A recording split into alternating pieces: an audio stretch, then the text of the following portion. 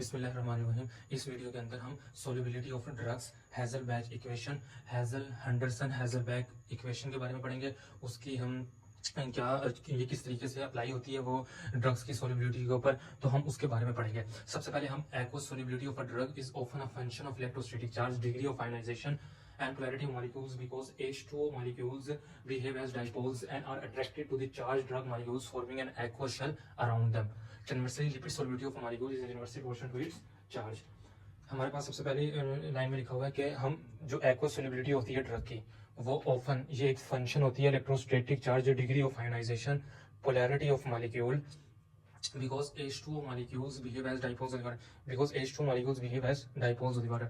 जो H2 molecules dipole के तौर पे ऐड कर रहे होते हैं, जो हमारे पास डायरेक्ट की जो एक्वस सोल्युबिलिटी होती है वो डिग्री ऑफ आयोनाइजेशन होती है और पोलैरिटी ऑफ मॉलिक्यूल की होती है। उनके दरमियान इलेक्ट्रोस्टैटिक चार्ज होता है, किसके दरमियान? ड्रग और H2O मॉलिक्यूल्स के दरमियान।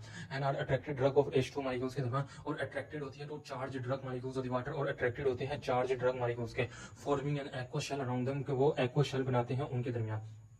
जो aqueous solubility of a drug होती है, जो aqueous solubility of a drug होती है वो इज ऑफन अ फंक्शन, ये फंक्शन है इलेक्ट्रोस्टैटिक चार्ज का।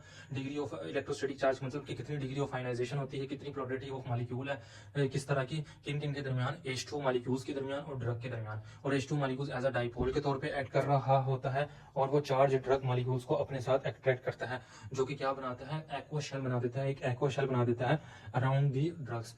अच्छा, जो लिपिड सोल्युबिलिटी ऑफ लिपिड, अगर लिपिड सोल्युबिलिटी ऑफ मॉलिक्यूल, जो मॉलिक्यूल यानी कि ड्रग की जो लिपिड सोल्युबिलिटी होती है वो इनवर्सली प्रोपोर्शनल होती है अपने चार्ज के, यानी जितना ज्यादा चार्ज होगा उसके अंदर जितना भी lipid solubility is inversely proportional to its charge.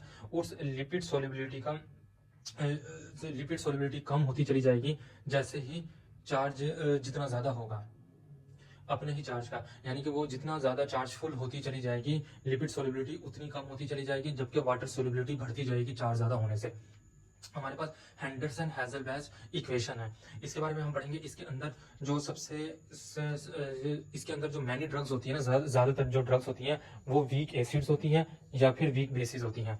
In molecules के लिए, for such molecules the pH of the medium, जो पीएच ऑफ द मीडियम होता है वो डिटरमाइंस करता है द फ्रैक्शन ऑफ मॉलिक्यूल्स, कि किस तरह के fraction of molecule charge ionize होते हैं वर्सेस अनचार्ज नॉन आयोनाइज होते हैं। Fraction of the molecules, charge यानी कि चार्ज होते हैं आयोनाइज हो जाते हैं, और कितने अनचार्ज रह जाते हैं, कितने नॉन आयोनाइज रह जाते हैं। चार्ज आयोनाइज होते हैं, कितने आयोनाइज हो जाते हैं, चार्ज होते हैं, और जो अनचार्ज होते हैं वो नॉन आयोनाइज रह जाते हैं। ये हमें पता चलता है पीएच ऑफ मीडियम से। इन मॉलिक्यूल्स के लिए जो पीएच ऑफ द मीडियम होता है वो बताता है कितने फ्रैक्शन ऑफ मॉलिक्यूल्स चार्ज हैं, आयोनाइज हैं, और कितने अनचार्ज हैं।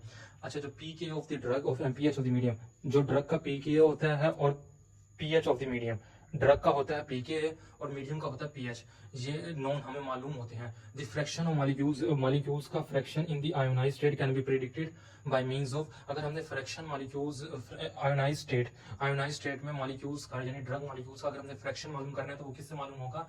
हेंडरसन हेज़लबैच इक्वेशन से हमें मालूम होगा। किससे हमें मालूम होगा? हेंडरसन हेज़लबैच इक्वेशन हमें बताएगी कि कितने fraction of molecules in the ionize state मौजूद हैं। अगर हमें पीके ऑफ द ड्रग का पता है और पीएच ऑफ द ड्रग का पता है, यानी पीके ऑफ द ड्रग का पता है और पीएच ऑफ द मीडियम का पता है, तो हमें पता चल जाएगा कितने fraction of molecules ionize state में मौजूद हैं एक सॉल्यूशन के अंदर। यानी अगर हमें मालूम करना हो कि एक सॉल्यूशन के अंदर कितने मॉलिक्यूल्स आयोनाइज स्टेट में है ड्रग के, तो वो हमें कैसे मालूम होंगे? वो हमें मालूम होंगे इस हेंडरसन हेज़लबैच इक्वेशन के थ्रू। हेंडरसन हेज़लबैच इक्वेशन क्या है? लोगरिथम, ऊपर प्रोटोनेटेड फॉर्म नीचे अनप्रोटोनेटेड फॉर्म, यानी ऊपर आयोनाइज्ड फॉर्म नीचे नॉन आयोनाइज्ड फॉर्म, वो इज इक्वल टू पी के ए ऑफ द ड्रग और pH of the medium.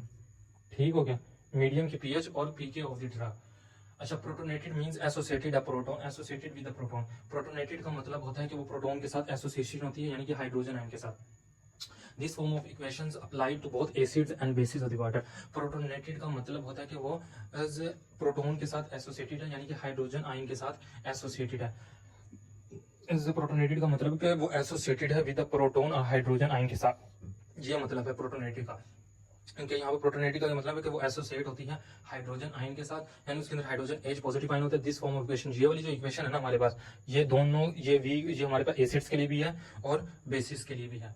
Protonated का जो ये मतलब होगा कि उसके साथ एक प्रोटॉन अटैच होगा, ठीक हो गया, एच पॉजिटिव है। अगर हम सारे को एक दफा आज गो थ्रू कर लें तो इसके अंदर सोलिबिलिटी ऑफ ड्रग्स के बारे में हमें पता चला है कि सोलिबिलिटी ऑफ ड्रग किस तरीके से होती है। ये फंक्शन होती है इलेक्ट्रोस्टैटिक चार्ज, इलेक्ट्रोस्टैटिक चार्ज पैदा होता है ड्रग मॉलिक्यूल्स और वाटर के दरमियान। वो किस तरह का होता है, वो डिग्री ऑफ आयनाइजेशन और पोलैरिटी ऑफ मॉलिक्यूल पर डिपेंड करता है। और वो जो अट्रैक्ट करता है चार्ज ड्रग मॉलिक्यूल्स पर और वो फॉर एक्व शेल बनाता है उनके दरमियान। इसके बरअक्स, कन्वर्सली इसके बरअक्स जो लिपिड सोलिबिलिटी ऑफ मॉलिक्यूल, अगर एक मॉलिक्यूल की जो लिपिड सोलिबिलिटी होती है वो इनवर्सली प्रोपोर्शन उसके चार्ज की इनवर्सली प्रोपोर्शन होती है, यानी जिसका जितना उसका चार्ज बढ़ता चला जाएगा उसकी लिपिड सोलिबिलिटी उतनी कम होती चली जाएगी, क्योंकि चार्ज और लिपिड एक दूसरे को हेट करते हैं। हेंडरसन-हेज़लबैग इक्वेशन को अगर हम देखें तो जो मैनी ड्रग्स होती हैं वो वीक एसिड्स और वीक बेसिस होती हैं। इन मॉलिक्यूल्स के लिए पीएच ऑफ द मीडियम, जो मीडियम का पीएच होता है, pH of the medium of the water, वो डिटरमाइंस करेगा कितने मॉलिक्यूल्स चार्ज हैं, आयोनाइज्ड हैं, और कितने अनचार्ज नॉन आयोनाइज्ड हैं।